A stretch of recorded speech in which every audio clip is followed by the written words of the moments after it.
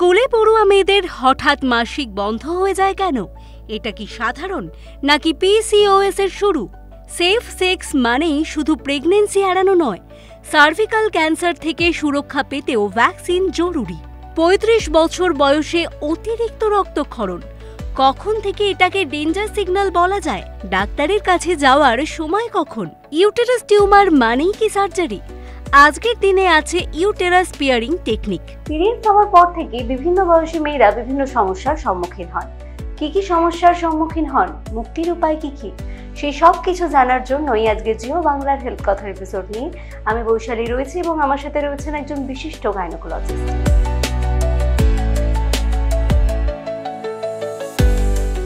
আমাদের সাথে আজকে হেলথ কথার এপিসোডে পেয়ে গেছি কনসালটেন্ট গাইনোকোলজিস্ট ডক্টর তনুকা দাসকে। Ma'am, welcome to Jio Bangla health কথা। Thank you.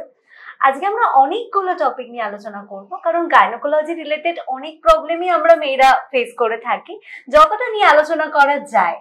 প্রথমে আমি আসি একটু ছোট বয়সে, যখন পিরিয়ডস সবে শুরু হয়, সেই সময় ইরেগুলার পিরিয়ডস এর সমস্যায় অনেকেই ভোগেন। এই বিষয়টা নিয়ে জানতে চাইবো, এটা কি নর্মাল? হ্যাঁ, এটা বলি, যখনই আমাদের মাসিক শুরু হচ্ছে, যেটাকে আমরা মেনার্কি বলি, সেই মেনার্কির সময় আমাদের প্রথম থেকেই কিন্তু যে আমাদের হরমোনাল অ্যাক্সিসটা আছে সেটা কিন্তু ম্যাচিওর হয় না।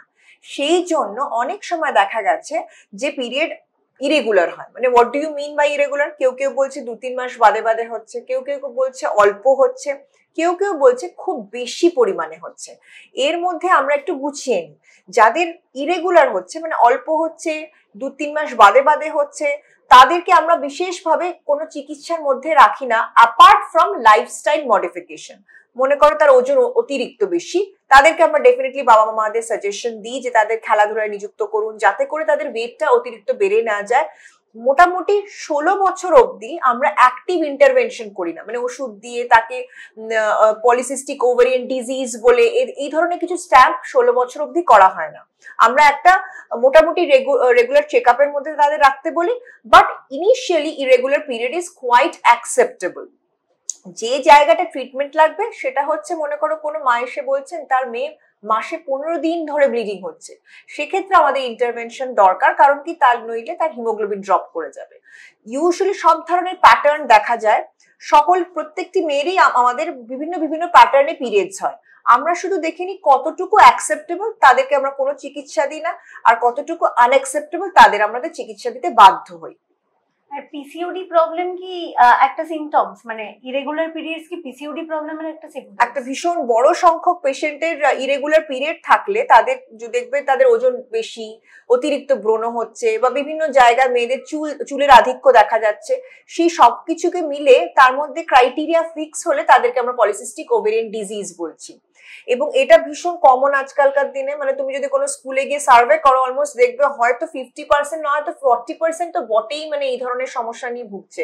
এবার সেটাকে বলতে পারো জেনেটিক, বলতে পারো এনভায়রনমেন্টাল, সব এখনো 100% কোন কজে হচ্ছে এখনো জানা যায়নি।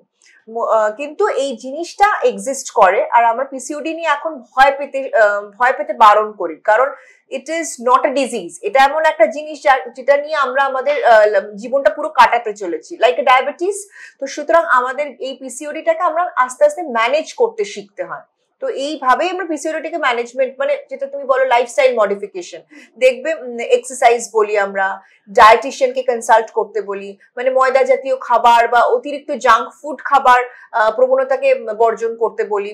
একটা ডিসিপ্লিন লাইফ লিড করলে পিসিওডি তুমি অনেকাংশে কন্ট্রোল করতে পারবে, and which is very good. আরেকটা ভ্যারাইটি হয় যারা লিন পিসিওডি হয়, মানে তারা স্লিম অথচ তাদের পিসিওডি এবং তারা ইরেগুলার পিরিয়ডে ভুগছে।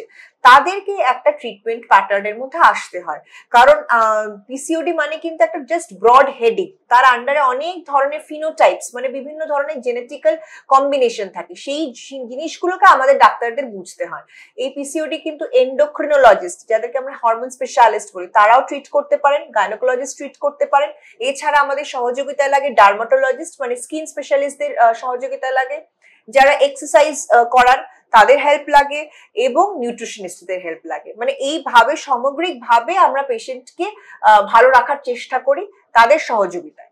পুরোপুরি সুস্থ হওয়া সম্ভব কি? মানে এইবার বলি, কিওর আমরা এই কথাটা বলি না, কারণ যদি ডায়াবেটিস আমরা কিওর করতে পারতাম হয়তো পিসিওডি জিনটাকেও আমরা এলিমিনেট করতে পারতাম। আমরা পিসিওডি কে দেখেছি অনেকাংশে কন্ট্রোল করে রাখতে পারি, বাট সম্পূর্ণ যদি কিওর বলো না। মানে পিসিওডি মায়েদের আমরা বলি, মানে বাবা মাদের আমরা বলি ভয় পাবেন না, মানে জাস্ট ফেস করুন সিচুয়েশনটাকে, বুঝুন কি হয়েছে এবং কিভাবে ম্যানেজ করতে পারবেন। কারণ অনেক পিসিওডি তোমার আশেপাশে ঘুরে বেড়াচ্ছে, তাদের বাচ্চা হয়েছে, তারা মোটামুটি এক্সারসাইজ ডায়েট করে নিজেকে কন্ট্রোলে রেখেছেন, মাঝে মাঝে এদিক সেদিক সমস্যা হলে ওষুধ খাচ্ছেন, আবার মোস্ট অফ দ্য টাইম ওষুধ খাওয়ার দরকার হচ্ছে না। সুতরাং মানে ইট ইজ অনেকাংশে কন্ট্রোলেবল, বাট কিওরেবল কথাটা এখন অব্দি বলা যাচ্ছে না। এবার আমি যেটা শুরুটা করেছিলাম একটু ছোটদের দিয়ে, এখন আমি মাঝবয়সীতে আসি। যে মাঝবয়সীদের ক্ষেত্রে আমরা একটা শব্দ সবসময় শুনতে পাই আপনাদের থেকে, সেফ সেক্স। আপনারা সবসময় বলেন, এটা কেন বলেন? আচ্ছা, আজকালকার দিনে এই সেক্সটা আইজ নো মোর ট্যাবু, আমরা মোটামুটি খোলাখুলি এই নিয়ে কথা বলছি, যাতে করে কোনো রকম ভাবে আনসেফ অ্যাবর্শন, আনওয়ান্টেড প্রেগনেন্সি এই জিনিসগুলো আমাদের ফেস না করতে হয়। কারণ তাতে আমরা দেখেছি অতীত বছরে প্রচুর পেশেন্ট বা মহিলারা মারা যেতেন তোমার আনসেফ অ্যাবর্শনের জন্য, যে কোনো জায়গায় গিয়ে অ্যাবর্শন করিয়ে নিচ্ছেন লজ্জায় ভয়, এই জিনিসটা যাতে না হয়, মানে এই সিচুয়েশনটাই যাতে অ্যারাইজ না করে। আমরা আজকাল যে ইয়াং পপুলেশনদের দেখছি সেটা হচ্ছে না, অনেকেই অবাধ মেলামেশা করে, তার ফলে যেটা অসুবিধা হচ্ছে তাদের সেক্সুয়ালি ট্রান্সমিটেড ইনফেকশন হচ্ছে। মানে যখনই কোনো বডি ফ্লুইড এক্সচেঞ্জ হচ্ছে, মনে করো মাল্টিপল পার্টনার্স রয়েছে বা একজন পার্টনারই রয়েছে, কিন্তু হয়তো ক্লিনলিনেস বা হাইজিন মেনটেনেন্স নেই, কিন্তু এই যে বডি ফ্লুইড এক্সচেঞ্জ হতে তাদের থেকে মহিলাদের যোনিপথে ইনফেকশন হচ্ছে। তারা কিভাবে প্রেজেন্ট করছে, তারা বলছে যোনিপথ থেকে প্রচুর পরিমাণে দুর্গন্ধযুক্ত সাদা স্রাব হচ্ছে, চুলকুনি হচ্ছে, তলপেটটা ব্যথা করছে, একটু একটু জ্বর আসছে, এই সমস্ত কিছু মিলে আমরা বুঝতে পারি তার সেক্সুয়ালি ট্রান্সমিটেড ইনফেকশন হচ্ছে। তো সেক্ষেত্রে ডেফিনেটলি সেফ সেক্সের একটা বিশাল ভূমিকা রয়েছে। এছাড়া যদি সেফ সেক্স না হয় তাহলে আনওয়ান্টেড প্রেগনেন্সি ডেফিনেটলি হতে পারে। আজকাল প্রচুর এমার্জেন্সি কন্ট্রাসেপটিভ পিল র্যাম্প্যান্ট ইউজ করা হয়, সেটাও আমরা বলি যে না, করবেন না। যদি কেউ লিভ-ইনে থাকে বা বিবাহিত থাকে, তার যদি বাচ্চার ইচ্ছে না থাকতে পারে, ফার্টিলিটির কোনো ইচ্ছে এই মুহূর্তে নেই, সেক্ষেত্রে আমরা সবসময় বলি প্লিজ ইউজ ব্যারিয়ার কন্ট্রাসেপশন বা ওরাল কন্ট্রাসেপটিভ পিল। এই ধরনের যদি আমরা ইউজ করতে পারি তাহলে you can enjoy your life as well at this with sincerity, মানে তুমি আনওয়ান্টেড প্রেগনেন্সি অ্যাভয়েড করতে পারবে।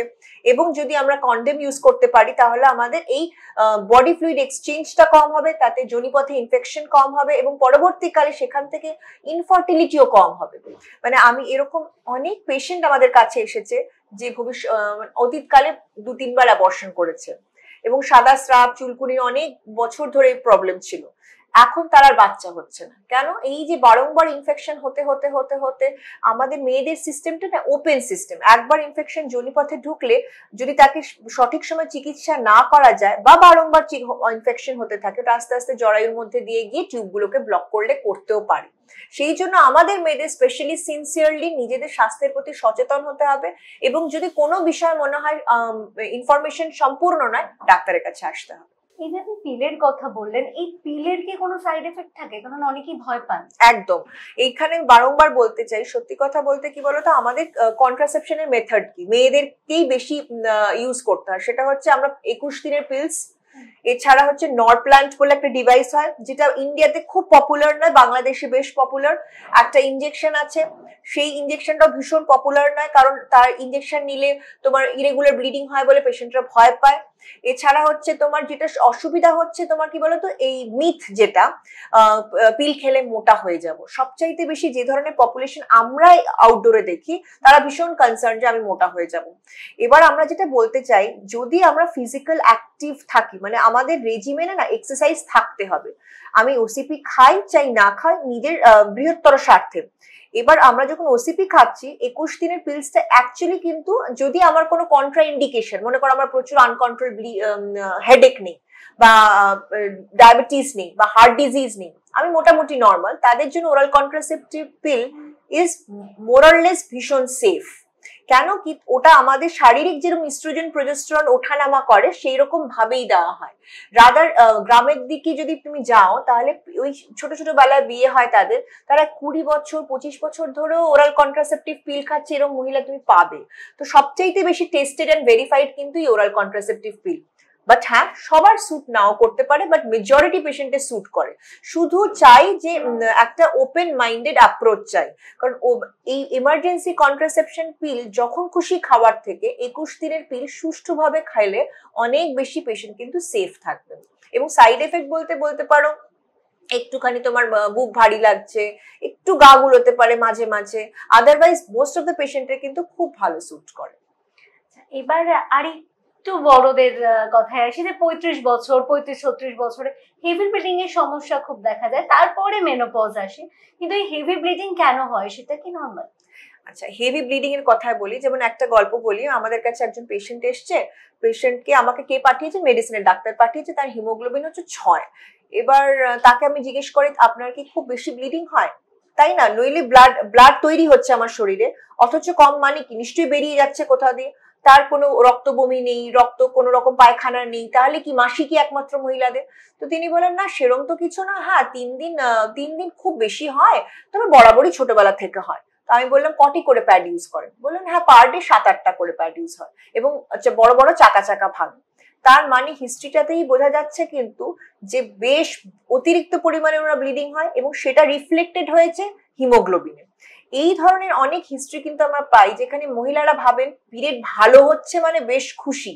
না, যদি তার হিমোগ্লোবিন ড্রপ করতে থাকে এবং অতিরিক্ত পরিমাণে ব্লিডিং হয়, এটাকে হেভি মেনস্ট্রুয়াল ব্লিডিং হতে পারে। সেটা 9-10 দিন ধরে রয়েছে, বা 5-6 দিন থাকছে, কিন্তু পরিমাণে অতিরিক্ত হচ্ছে যে 7-8টা প্যাড ইউজ করতে হচ্ছে। তো সুতরাং আমাদের এখানে কিন্তু বুঝতে হবে কেন হচ্ছে। সেক্ষেত্রেই আমরা একটা আল্ট্রাসাউন্ড করাই, পেটের ছবি করাই, ইউট্রাসে কোনো টিউমার, যেটাকে আমরা ফাইব্রয়েড বলি, ডিম্বাশয়ে কোনো সিস্ট, জরায়ুর মুখে কোনো ইনফেকশন, বা জরায়ুর মধ্যে কোনো পলিপ, এই ধরনের কন্ডিশন হয়েছে কিনা আমরা দেখার চেষ্টা করি। এবার সত্যি কথা বলতে এইগুলোর মোস্ট অফ দ্য কারণ কিন্তু এই কারণগুলোই পাই। জরায়ু খুব বড় হয়ে গেছে, অ্যাডিনোমায়োসিস বা বাল্কি ইউট্রাস, ইউট্রাসে জরায়ুতে টিউমার হয়েছে, ফাইব্রয়েড, ওভারিতে বড় সিস্ট হয়েছে, বা জরায়ুর মুখে ইনফেকশন হয়েছে। সেইভাবে আমরা টেস্টগুলো করে বোঝার চেষ্টা করি, এবং কোনো কোনো ক্ষেত্রে দেখা যায় মোটামুটি কিছুই নেই অথচ তার ব্লিডিং বেশি হচ্ছে, তার মানে হরমোনাল ইমব্যালেন্স হয়েছে। এই প্রত্যেকটি কিন্তু আমরা ওষুধের দ্বারা চিকিৎসা করতে পারি, কিন্তু আমাদের সঠিক সময়ে ধরতে হবে। তারপরে যদি ওষুধ খেয়েও কন্ট্রোল হচ্ছে না, তার পেশেন্টের বয়স বাড়ছে, হিমোগ্লোবিন ফল করছে, সেখানে আমাদের সার্জারির ভূমিকা রয়েছে। সার্জারি নিয়ে জানতে চাইবো। এবার সার্জারি হচ্ছে, মনে করো আজকালকার দিনে দাঁড়িয়ে, আজকাল গত 10 বছর ধরেই কিন্তু আমাদের মাইক্রো সার্জারি খুব পপুলার মানে কি কিসের স্বার্থে? কারণ ছোট ফুটো করে যদি আমরা অপারেশন করি, এই পেট কাটার যে কষ্টটা, এই পরের 1 মাস ভীষণ কষ্ট হাঁটাচলা করতে, পরবর্তীকালে হার্নিয়ার সমস্যা, এগুলো কিন্তু অনেকাংশে আমরা অ্যাভয়েড করতে পারি। স্পেশালি আমরা যদি ওয়ার্কিং ওম্যান হই, 2-3 দিনের মধ্যে হাঁটাচলা করে অফিস, 7-8 দিনের মধ্যে অফিস জয়েন করা, গাড়ি চালানো, এগুলো খুব তাড়াতাড়ি করতে পারি। সেই জন্য মাইক্রো সার্জারি করে কিন্তু আমরা আজকাল দেখতে পাচ্ছি ফাইব্রয়েড, ইউট্রাসের টিউমারটা বাদ দেওয়া সম্ভব। ওভারিতে সিস্ট হয়েছে, কি ধরনের সিস্ট হয়েছে, সেটা যদি ক্যান্সার না হয় তাহলে সব ধরনের ওভারিতে সিস্ট, ওভারি বাঁচিয়ে করা সম্ভব। ইউট্রাসে পলিপ হয়েছে, ইউট্রাসের মধ্যে মাসিকের রাস্তা দিয়ে একটা টেলিস্কোপ ঢোকালাম, ইউট্রাসের ভেতরটা পরিষ্কার করে দেখিয়ে ইউট্রাসে পলিপটা বার করতে পারলাম, সেটি মাত্র মানে দিনের দিন আমরা পেশেন্টকে ছুটি দিতে পারছি। সঙ্গে সঙ্গে আমরা ইউট্রাসের মধ্যে একটা ওষুধ পরিয়ে দিয়ে আসতে পারি, যেটাকে মিরেনা বলি আমরা, যেটা ইউট্রাসটাকে কন্ট্রোলে রাখতে সাহায্য করে। তাহলে আমরা জরায়ু বাদ না দেওয়া, মানে হিস্টেরেক্টমিটাকেও অ্যাভয়েড করতে পারি। মানে বিভিন্ন ধরনের জিনিসই আমরা খুব মাইক্রো সার্জারি দ্বারা করতে পারি। এই জন্য আজকালকার দিনে আমরা পেশেন্টদের বলি আপনারা ভয় পাবেন না, আমরা ডিসকাস করুন। অনেক পেশেন্ট, যদি তোমায় বলি, ইয়াং পেশেন্ট, ওভারিতে 10 সেন্টিমিটারের সিস্ট হয়েছে, আমরা ওষুধ দিয়েছি কিন্তু কোনোভাবেই কন্ট্রোল হচ্ছে না বা কমছে না, তখন তাদেরকে আমরা বলি যে আপনারা মাইক্রো সার্জারি করে সিস্টটা ঠিক করে নিন। কিন্তু তারা সামহাউ ভয় পায়, হোমিওপ্যাথি করেন, আয়ুর্বেদিক করেন। With due respect to all the treatment modalities, আমরা কিন্তু এই ওভারিটাকে নষ্ট করে ফেলছি। কারণ 10 সেন্টিমিটার মানে বুঝতে পারছো একটা নারকেলের সাইজের সিস্ট। এটা যদি আমরা সিস্টটাকে ঠিক না করে দিই, আমাদের ওভারিটা আস্তে আস্তে মানে নষ্ট হয়ে যাবে, ডিমগুলো নষ্ট হয়ে যাবে। সুতরাং এই যে ভয়, মানে বলে না ডর কে আগে জিত হে, তার মানে ভয়ের আগে আমাদের ইনফরমেশনটা নিতে হবে, লজিক নিয়ে অ্যাপ্লাই করে আমাদের কোনটি সঠিক সেইটা ডিসিশনটা নিতে হবে।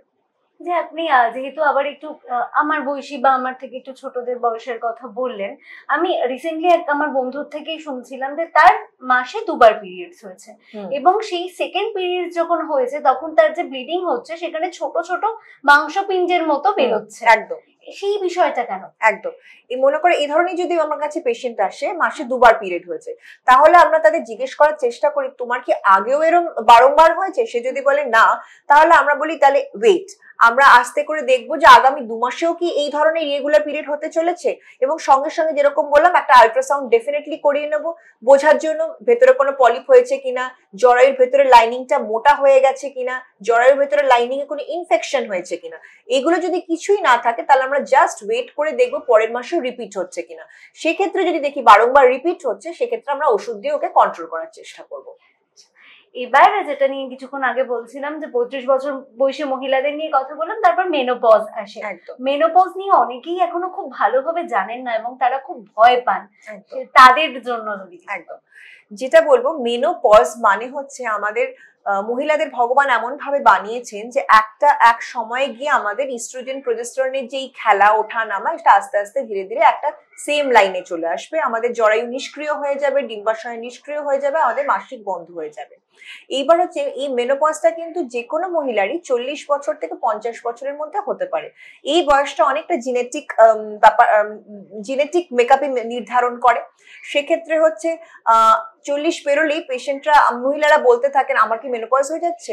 তো এই যে একটা ভীতি, আমি বলবো যে এই ভীত সন্ত্রস্ত না হয়ে আমরা যেটা করতে পারি সেটা হচ্ছে আমাদের লাইফস্টাইল মডিফিকেশন। এখানে আবার আমাদের এক্সারসাইজ, প্রপার ডায়েট, প্রপার ঘুম, মেডিটেশন, মানে নিজের উপর একটু নজর রাখার ইম্পর্টেন্সটা আসে। কেন কি এই সময় আমাদের হাড়গোড় একটু উইক হয়ে যায়, অস্টিওপোরোসিস শুরু হয়, এবং তার জন্য বলা হয় আজকাল যে প্লিজ আপনারা সপ্তাহে 2 দিন স্ট্রেংথ বিয়ারিং এক্সারসাইজ করুন, মানে ওয়েট বিয়ারিং এক্সারসাইজ, বা জিমে যদি কেউ যায় একটু ডাম্বেল তুললো স্ট্রাকচার্ড ওয়েতে, which will be helpful। তো এই এবং ফল খাওয়া, ভিটামিন সাপ্লিমেন্টস নেওয়া, এগুলো ইম্পর্টেন্ট। এইবার এগুলো আমরা পুরোটা পেরিমেনোপজ বলি, মানে মাসিক পুরোপুরি বন্ধ হওয়ার আগের 5 বছর, মাসিক পুরোপুরি বন্ধ হয়ে গেছে তারপরে 5 বছরকে বলি পোস্ট মেনোপজ। টানা 12 মাস যদি কোনো এক ফোঁটাও ব্লিডিং না হয় তবে গিয়ে আমরা পেশেন্টকে মেনোপজ হিসেবে স্ট্যাম্প করছি। তার আগের ফেজটাও কিন্তু পেশেন্ট মহিলাদের কষ্ট হয়, যেমন হচ্ছে তারা বলতে থাকে আমার স্কিন শুকিয়ে যাচ্ছে, স্কিন একটু একটু পিগমেন্টেশন হচ্ছে, ইরেগুলার ব্লিডিং, মানে মাসে 2 মাস 3 মাস বাদে বাদে অল্প ব্লিডিং হচ্ছে, হট ফ্লাশ হচ্ছে, কান গা হাত হঠাৎ করে প্রচন্ড গরম হয়ে গেল, এবং যোনিপথটা আস্তে আস্তে শুকিয়ে যাচ্ছে, এই ধরনের সমস্যা শুরু হতে থাকে। তো আমরা পেশেন্টদের সঙ্গে ডিসকাস করি, যদি পসিবল হয়, যদি কোনো রকম সমস্যা না থাকে, আমরা হরমোনের ওষুধ খাওয়ানো শুরু করতে পারি, যেটাকে আমরা হরমোন থেরাপি বলি বা MHT বলি, মেনোপজাল হরমোন থেরাপি। তাতে পেশেন্টদের এই জার্নিটা একটু স্মুথ হয়। কিন্তু what you need is a proper knowledge and proper guidance. শুধু ভয় পেলে হবে না, আমাদের নিজের বডির জন্য অ্যাকাউন্টেবিলিটি বা ওনারশিপ নিতে হবে, যে হ্যাঁ আমি এটা ভালো থাকতে চাই, তার জন্য কি কি পসিবল অপশন আছে আমরা ডিসকাস করতে চাই। এখন তো চিকিৎসা পদ্ধতি আরো উন্নত হয়েছে, আধুনিক কি কি চিকিৎসা পদ্ধতি রয়েছে? একদম, আমরা যেটা আজকালকার দিনে যেটা নিয়ে কথা বলছি সেটা হচ্ছে কসমেটিক গাইনোকোলজি। কসমেটিক গাইনোকোলজি যেটা হচ্ছে যেটা আমার খুব এক্সাইটিং লাগছে, সেটা হচ্ছে দেখো যেই আমরা 40 পার করছি, যাদের মনে করো প্রিভিয়াস নর্মাল ডেলিভারি হয়েছে বা অনেকগুলো বাচ্চা হয়েছে, আমাদের না মেয়েদের পেলভিক ফ্লোরটা আস্তে আস্তে বয়সজনিত কারণে এবং কারো মনে করো ক্রনিক কনস্টিপেশন রয়েছে, দুর্বল হতে থাকে, তাদের পেচ্ছাপ লিক করতে থাকে, জরায়ুর একটু একটু নেমে আসে, সামান্য নেমে এসছে, পেচ্ছাপের থলি সামান্য নেমে এসছে, যেটা কিনা সার্জারি করার প্রয়োজন নেই, মেডিসিনও সেরকম ভাবে নেই। সেক্ষেত্রে কিন্তু লেজার থেরাপি করলে পরে আমাদের যোনিপথটা টাইট হচ্ছে, নতুন কোলাজেন সৃষ্টি হচ্ছে, যোনিপথের ড্রাইনেসটা অনেকাংশে কমতে পারছে। Laser application, proper laser application, সেটা কসমেটিক গাইনোকোলজির আন্ডারে পড়ে। এছাড়া মনে করো কিছু ওয়াট হচ্ছে, সেগুলো লেজারের দ্বারা আমরা রিমুভ করতে পারছি। মেইনলি এই প্রোল্যাপস মানে যোনিপথ একটু বেরিয়ে আসা বা ইনকন্টিনেন্স, পেচ্ছাপ লিক করা, এইগুলো মাঝামাঝি যে ট্রিটমেন্ট গুলো সেটা আমরা লেজারের দ্বারা করতে পারছি, যেটা কসমেটিক গাইনোকোলজির আন্ডারে পড়ছে। এই নতুন জিনিসগুলো যে আসছে, আমরা একটা সময় সাপেক্ষ ব্যাপার, যত বেশি কিন্তু একটু পয়সা সাপেক্ষ ব্যাপার, যত আমাদের কাছে ইজিলি অ্যাভেলেবল হবে, পেশেন্টের ইনফরমেশন পাবে, অ্যাওয়ারনেস হবে, আমরা বুঝতে পারবো কত ভালোভাবে সে আমাদের মানে মানে কি বলবো, ভালোভাবে সিস্টেমটাকে ভালো রাখতে চেষ্টা করছে। এখন খুব সার্ভাইকাল ক্যান্সারের কথা আমরা শুনতে পাচ্ছি, সার্ভাইকাল ক্যান্সার এত বাড়ছে কেন? এবার বলি, সার্ভাইকাল ক্যান্সার বাড়ছে না, সার্ভাইকাল ক্যান্সার হয়তো ছিলই, আমরা জানতে পারতাম না। কিভাবে আমরা জানতে পারছি? যদিও খুব ডিসঅ্যাপয়েন্টিং যে ইন্ডিয়াতে অনেক মহিলাই কিন্তু এই ধরনের স্ক্রিনিং প্রোগ্রামে যোগদান করেন না। কারণ হচ্ছে জরায়ুর মুখটাকেই আমরা সার্ভিক্স বলি। যখন মেলামেশা করা হয় অ্যাকচুয়ালি জরায়ুর মুখে দিয়েই কি সবসময় পুরুষাঙ্গটা হিট করে, সুতরাং ওখানে মুখে ঘা হয়, সেই ঘা থেকে ধীরে ধীরে ধীরে ধীরে সময় ব্যতীত হতে হতে ওটা ক্যান্সারে পরিবর্তিত হয়। তোমরা যদি শুনে থাকবে এইচপিভি ভ্যাকসিন, মানে হিউম্যান প্যাপিলোমা ভাইরাস হচ্ছে এমন একটি ভাইরাস যেটি সার্ভাইকাল ক্যান্সার পজিটিভ ভাইরাস বলা হয়। তো এই এইচপিভি ভ্যাকসিন আমাদের বেরিয়ে গেছে এবং 9 থেকে 15 বছরের মধ্যে আমরা খুবভাবে অ্যাওয়ারনেস ক্রিয়েট করার চেষ্টা করছি, যেন বাচ্চাদের, মেয়েদের এবং ইনফ্যাক্ট ছেলেদেরও বিদেশি লোকের নেয়, যাতে করে সার্ভাইকাল ক্যান্সার প্রিভেন্ট করতে পারে। এটি দুরকম কোম্পানি আমাদের মার্কেটে নিয়ে এসছে। এটিকে কিন্তু 3টি ডোজ বা 15 বছরের আগে 2টি ডোজ, 15 বছরের বয়স বেশি হলে 3টি ডোজ নিলে পরে সার্ভাইকাল ক্যান্সার প্রিভেনশন হচ্ছে। এবার মনে করে সেই জেনারেশনটা যারা আমরা ভ্যাকসিন নিতে পারিনি, সেই জেনারেশনটা কি করে বুঝবো যে যোনিপথের কোনো ইনফেকশন বা ক্যান্সার হচ্ছে কিনা? তাহলে আমরা প্যাপ স্মিয়ার করি বা সাইটোলজি করি, মানে যোনিপথের মুখ থেকে রশ্মি পরীক্ষা করে দেখি যে সেখানে কোনো রকম অ্যাবনর্মাল সেলস তৈরি হচ্ছে কিনা। কেন কি জরায়ু মুখের ক্যান্সার হওয়ার আগে অনেকগুলো স্টেজ দিয়ে যায়, যেগুলো কিন্তু খুব সহজেই আমরা ট্রিটমেন্ট করে থাকতে পারি। এবং তুমি অতিরিক্ত উপেক্ষা করছো, মনে করো হচ্ছে কোনো পেশেন্ট বলছে 2খানা পিরিয়ডের মাঝখানে স্পটিং হচ্ছে, কেউ কেউ বলছে যখনই মেলামেশা করছি তখনই ব্লিডিং হচ্ছে। এই ধরনের হিস্ট্রি যদি থাকে তাহলে অবশ্যই প্যাপ স্মিয়ার করা অবশ্যই উচিত। ইন জেনারেল অলসো বিদেশে যেমন করা হয়, প্রত্যেক 25 থেকে 64 বছর অবধি সেক্সুয়ালি অ্যাক্টিভ ফিমেলদের এভরি 3 to 5 ইয়ার্স বাদে বাদে প্যাপ স্মিয়ার কালেক্ট করা হয় এবং 64 বছর অবধি সমস্ত রিপোর্ট প্যাপ স্মিয়ার যদি ভালো থাকে তাদেরকে বলা হয় they are free from the screening programme. তো সুতরাং এইভাবেই আমরা অ্যাকচুয়ালি ডায়াগনোসিস করতে পারি এবং প্রিভেন্টও করতে পারি। সেই জন্য আমরা সমস্ত স্কুলে অ্যাওয়ারনেস প্রোগ্রাম করছি যাতে তারা এই সার্ভাইকাল ক্যান্সার ভ্যাকসিনেশন তাদের স্টুডেন্টদের দেয়। আমরা অনেকগুলো বিষয় নিয়ে আজকে আলোচনা করলাম। এই বিষয়গুলোর মধ্যে কেউ যদি কোনো সমস্যায় পড়ে থাকেন বা গাইনোকোলজি রিলেটেড কোনো প্রবলেমের জন্য আপনার সাথে কথা বলতে চান, তারা কিভাবে আপনার সাথে যোগাযোগ করতে পারে? আমি পিয়ারলেস হসপিটালের সঙ্গে অ্যাটাচড এবং আমাদের যে যোগাযোগ নাম্বার আছে এবং আমাদের ইউটিউব আছে এবং ফেসবুক ব্লগ আছে। আমি নিয়মিত সেই ব্লগে লিখি যাতে করে যে দৈনন্দিন জীবনে যে পেশেন্টদের সঙ্গে আমার ইন্টারাকশন হয় তাদের গল্প বলার চেষ্টা করি, যাতে করে কোনো মানুষের যদি কোনো উপকার হয় তাহলে যাতে সে তাড়াতাড়ি সে ডাক্তারের কাছে পৌঁছে সেটা নিরাময় করতে পারে। Thank you so much ma'am আমাদের এতটা সময় দেওয়ার জন্য। আর দর্শকদের জন্য বলবো যে আপনাদের অনেক সমস্যার সমাধান কিন্তু এই এপিসোড থেকে আপনারা পেলেন। আপনাদের কেমন লাগলো আমাদের কমেন্ট করে জানাতে একদম ভুলবেন না। আর এরকম আরো অনেক হেলথ কথার এপিসোড দেখার জন্য চোখ রাখুন জিও বাংলার পর্দায়। নমস্কার।